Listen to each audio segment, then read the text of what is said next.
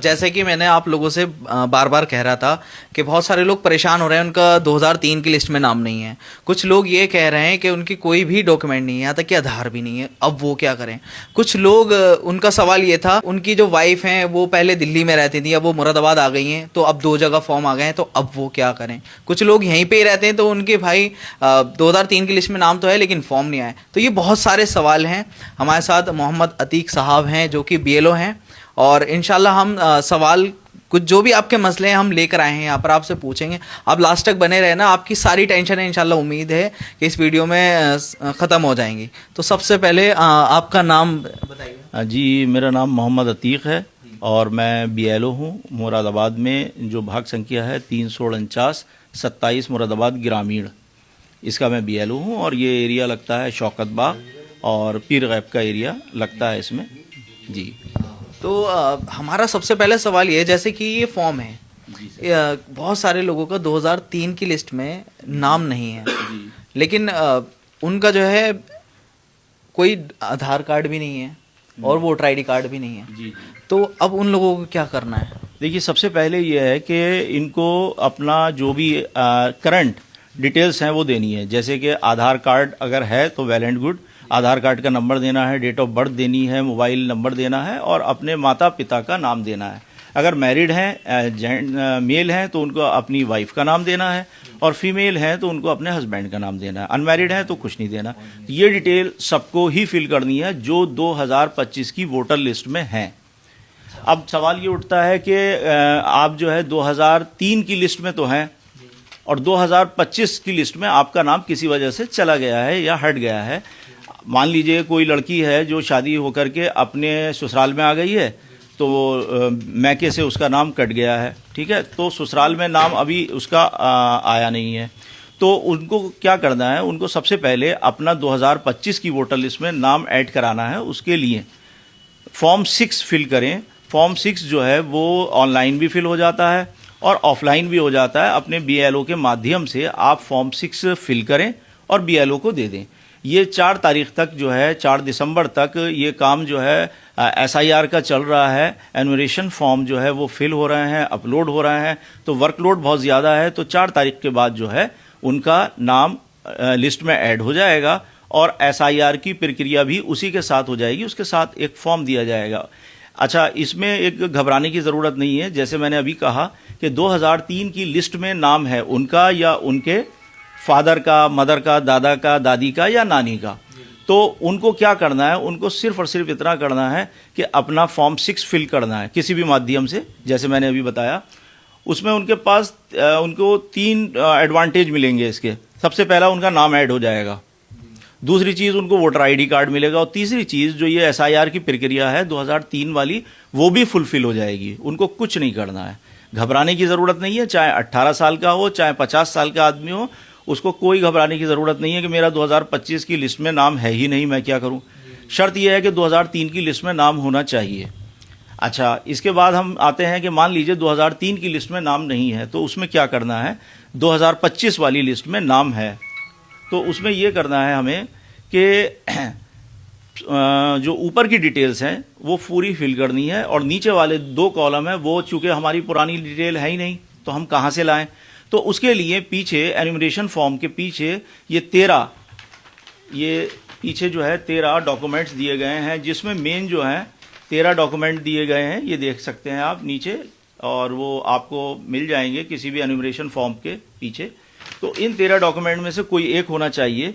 अगर कोई 10th किया हुआ है, तो उसके लिए तो बहुत अच्छी बात है कि उसको डेट ऑफ बर्थ आसानी से मिल जाएगी। मान लीजिए किसी ने 4th या 5th तक ही पढ़ा है, तो वो अपनी TC ले आए, और बेहतर ये रहेगा कि काउंटर साइन करवा ले BSA से, तो वो उसके लिए एक वैलिड डॉक्यूमेंट होगा। और जब नोटिस उसके पास आएगा, उसको 1 महीने का टाइम दिया जाएगा। 4 दिसंबर तक ये प्रक्रिया पूरी हो जाएगी अगर कोई डेट नहीं बढ़ती है तो। और 4 दिसंबर के बाद जिन के 2003 की डिटेल नहीं दी होंगी, उनके पास नोटिस आएंगे। नोटिस में वो ये कहेंगे कि आप इन 13 डॉक्यूमेंट में से कोई एक डॉक्यूमेंट दिखाइए। इसमें भी एक शर्त यह है कि अगर वो 1 जुलाई 1987 से पहले पैदा हुआ है, तो उसको केवल अपना ही डॉक्यूमेंट देना है। 1 जुलाई 1987 से लेकर के दिसंबर 2004 के बीच अगर पैदा हुआ है तो उसको अपना और अपने माता पिता में से किसी एक का इन 13 डॉक्यूमेंट में से डॉक्यूमेंट देना है।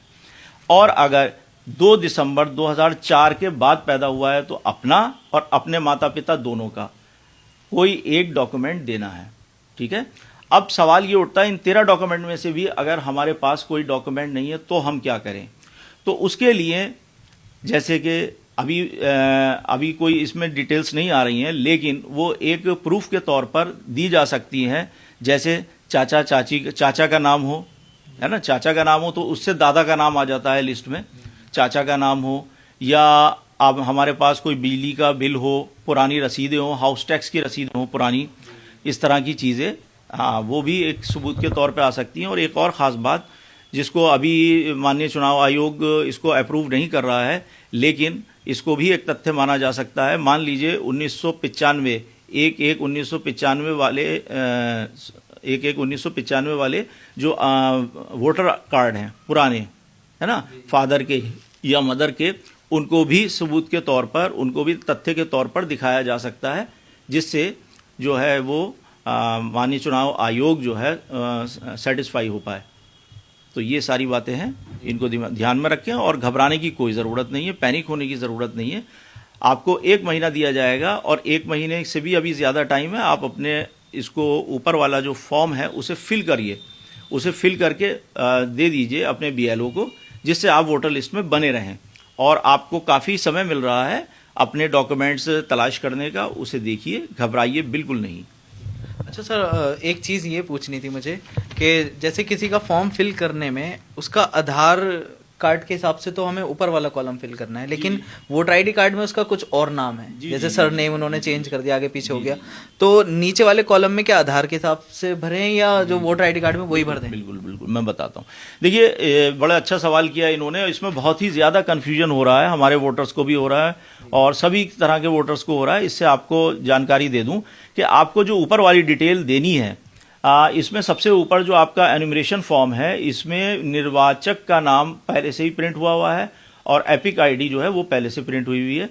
तो इसमें आपको कुछ नहीं करना है। सबसे पहले आपको डेट ऑफ बर्थ देनी है। अब डेट ऑफ बर्थ जो आपको रखनी है या आधार के अकॉर्डिंग वो देनी है आपको। हो सकता है आपको डेट ऑफ बर्थ अभी कुछ और रखनी हो और आधार में आप अपडेट करा लें, तो जो रखनी है वो दे दीजिए। उसके बाद आधार नंबर दे दीजिए। आधार नंबर जो है वो ऑप्शनल है, मैंडेटरी नहीं है। किसी के पास बाय द वे नहीं है। कुछ ऐसे भी हमारे पास वोटर आए जिनकी फिंगरप्रिंट जो है वो उसकी वजह से आधार जो है नहीं बन पाया है, तो उसको स्पेस को खाली भी छोड़ सकते हैं, लेकिन अगर है तो ज़रूर दे दें, उससे एक फ़ायदा रहेगा आपको। उसके बाद मोबाइल नंबर मैंडेटरी है, वो देना बहुत ज़रूरी है। और जो नाम है आप अपने फादर का, मदर का आधार के अकॉर्डिंग दें बिल्कुल। और ज़्यादा बेहतर ये रहेगा कि कैपिटल लेटर इंग्लिश में दें, क्योंकि फॉर्म की जो फीडिंग हो रही है, जो हम अपलोड कर रहे हैं, वो इंग्लिश में कर रहे हैं। मान लीजिए किसी का नाम परवेज़ है, तो अब हम सोचते हैं PARVEZ होगा या PER होगा, तो BLO फिर अपने हिसाब से भर देगा। लेकिन अगर आप अपने आधार से देंगे, उसकी स्पेलिंग बिल्कुल करेक्ट हो जाएगी। खाली मो लिखा है, मोहम्मद में MO है या MOID है या पूरा मोहम्मद है, वो आप लिख करके देंगे तो वो बेहतर रहेगा।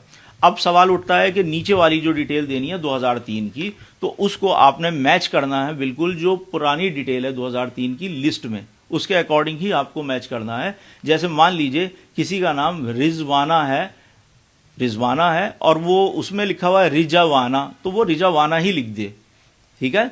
वो आपका नई वाली लिस्ट में प्रिंट होकर नहीं आएगा, बस उसका जो है मैचिंग की जाएगी प्रीवियस डिटेल से, तो एज इट इज़ लिख दें। मान लीजिए किसी का अभी नाम है मोहम्मद फैज़ान और पुरानी लिस्ट में नाम हो गया फैज़ान अहमद, तो वो आप फैज़ान अहमद ही लिख दें। अभी किसी का नाम मोहम्मद अकरम है या मोहम्मद अकरम अली है और पहले वाले में खाली अकरम लिख गया है, तो अकरम ही लिख दीजिए। मेरा अपना नाम मोहम्मद अतीक अहमद है, मेरे अब वाले करंट में मोहम्मद अतीक है, लेकिन 2003 में तक ऐसी कुछ लिख गया है, तो मैंने वो एज इट इज़ ऐसे ही लिख दिया है, क्योंकि उसकी मैचिंग होनी है, उससे कोई फ़र्क नहीं पड़ता। और घबराए नहीं, वो आपका वेरीफाई हो जाएगा, वो 100% आपका सही है, वो 99 नहीं 100% सही है, उसमें ज़रा सा भी ना घबराएं। अच्छा सर, एक आखिरी सवाल ये है और सबसे बड़ा कि 2003 की लिस्ट में नाम है अगर किसी का, लेकिन फॉर्म नहीं आया, जी। तो वो क्या करें, क्योंकि ज़्यादातर हमारे पास जो लोग आ रहे हैं कैंप पे वो यही आ रहे हैं, यार हमारा देखो लिस्ट में नाम हैगा, सारी डिटेल वो हमें दिखा रहे हैं, लेकिन उनका फॉर्म नहीं आया, किस वजह से नहीं आया और उन्हें क्या करना चाहिए? हाँ, ये बहुत अच्छा सवाल है आपका। 2003 की लिस्ट में नाम है और जो करंट लिस्ट है उसमें नाम नहीं है। उसमें कभी कभी ऐसा होता है कि कुछ लोग ऐसा है कि कुछ टाइम के लिए कहीं और रहने के लिए चले गए या बाहर हैं या दिल्ली हैं और बीएलओ पहुंचने के बाद किसी एरिया के लोगों से पूछा और किसी ने बता दिया नहीं साहब अब तो वो यहाँ रहते ही नहीं है, तो उसने काट दिया नाम। इस तरह के बहुत सारे केसेस हो जाते हैं। कोई ओल्ड एजेड लेडी है, मेरे एक रिलेशन में कोई लेडी है, वो 80+ है, बीएलओ ने उनका नाम कट कर दिया, उन्होंने सोचा कि शायद वो एक्सपायर हो गई क्योंकि 80+ हैं। तो इस तरह की चीज़ें बहुत सारी हुई हैं। तो उसमें आपको फिर से मैं बोल रहा हूं कि घबराने की ज़रूरत नहीं है। आप उसमें फॉर्म 6 फिल करें, फॉर्म 6 से उनका नाम ऐड हो जाएगा और उनके लिए जो 4 दिसंबर है वो डेडलाइन नहीं है। फिर से मैं बोल रहा हूं, उनके लिए 4 दिसंबर डेडलाइन नहीं है। 4 दिसंबर के बाद भी वो अपना नया जो है नाम लिस्ट में ऐड करा सकते हैं, अपनी वोटर लिस्ट में ऐड करा सकते हैं, उसमें कोई परेशानी नहीं आनी। और उसके बाद उनका वेरिफिकेशन उसी तरीके से हो जाएगा 2003 से, जैसे कि इन लोगों का हो रहा है। अभी जो काम चल रहा है, जो नाम एग्जिस्ट कर रहे हैं, मान लीजिए लिस्ट में 100 नाम है, 100 के 100 जो है हमें वेरीफाई करने हैं। अगर उसमें से 80 हो जाते हैं और 20 वेरीफाई नहीं होते हैं तो उनके नाम लिस्ट से कट जाएंगे। आपका चूंकि नाम अभी लिस्ट में है ही नहीं, तो आपको उससे घबराने की जरूरत नहीं है, क्योंकि आपको नया फॉर्म लेकर के नए वोटर की तरह आपको अप्लाई करना है। और कोई क्वेश्चन? हाँ, एक अभी करंट में एक दिमाग में ही आने लगा, आपके पास से काफ़ी सारे फॉर्म लेके गए होंगे लोग, लेकिन उसमें से अभी तक कुछ लोग लेके नहीं आए हैं। वो इसलिए नहीं लाए क्योंकि उनके पास जो है ना ऊपर की डिटेल तो हैगी लेकिन नीचे की नहीं है, तो वो लोग क्यों नहीं लेकर आ रहे हैं? उनसे आप क्या कहना चाहेंगे कि भाई फॉर्म अगर नहीं मिल रही है डिटेल तो तारीख से पहले जमा कर दें? जी। वो लोग हो सकता है कि जमा ही नहीं करें, तारीख निकल जाए। हाँ, देखिए ऐसा है कि आपने बहुत ही सटीक सवाल किया है।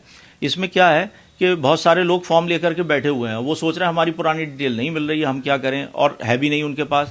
तो उनको सबसे पहले फॉर्म जो ऊपर का फिल कर दिया है, जो ऊपर वाली अपनी डिटेल फिल कर दी है, वो सबसे पहले अपने बीएलओ को फॉर्म सबमिट कर दें, ये बहुत ज़रूरी है। और 4 दिसंबर लास्ट डेट सिर्फ अपलोड होने के लिए है। हम आपसे फॉर्म लेंगे, फॉर्म लेने के बाद अपलोड करेंगे और 2 या 3 दिन पहले साइट इतनी बिजी हो जाएगी कि एक एक फॉर्म जमा करने अपलोड करने में बहुत टाइम लगेगा। तो इसलिए 25 तारीख ज़्यादातर लास्ट डेट बताई जा रही थी, लेकिन घबराएं नहीं, 25 तारीख लास्ट डेट नहीं है। आप सेम डे भी दे सकते हैं, लेकिन उसमें परेशानी ये आएगी कि अगर 4 दिसंबर के बाद डेट नहीं बढ़ी और 4 दिसंबर रात 12 बजे साइट बंद हो गई तो आपका फॉर्म अपलोड होने से रह जाएगा। तो उसमें आप परेशानी में आएंगे। आगे हो सकता है कि सरकार जो है इसके लिए डेट ना बढ़ाए या आपके ऑफलाइन ना ले। तो इसलिए आपको एज सून एज पॉसिबल अपनी जितनी भी डिटेल्स हैं वो फिल करके आपको अपने बीएलओ को दे देनी है, जिससे कि वो सही समय पर उसको ऑनलाइन अपलोड कर पाएँ। जज़ाकल्लाह खैरा भाई, ये वीडियो इतनी काम की है, आप लोग अपने उन लोगों को शेयर करो जो लोग परेशान हो रहे हैं। सारे सवालों के जवाब अल्हम्दुलिल्लाह हमें मिल चुके हैं और आप लोग मुतमईन हो जाएंगे इस वीडियो को पूरा गौर से अगर सुन लेंगे तो। सारे सवालों के जवाब बहुत सही तरीके से मिल चुके हैं और कोई अफवाह नहीं है। बहुत सारे लोग वीडियोस बना रहे हैं, अपने पेट से बोल रहे हैं, खुद बीएलओ साहब ने आपको सारे सवालों के जवाब दे दिए हैं। किसी अफवाहों पे ध्यान मत दीजिए, किसी के साथ इंशाल्लाह कुछ नहीं होने वाला। बस अपने डॉक्यूमेंट तैयार कराने के लिए आप लोग अपने कारोबार को भी 1-2 दिन के लिए बंद कर दो भाई, लेकिन अपने डॉक्यूमेंट तैयार कराओ, फॉर्म फिल करके जल्द से जल्द जमा करा दो। अस्सलाम वालेकुम।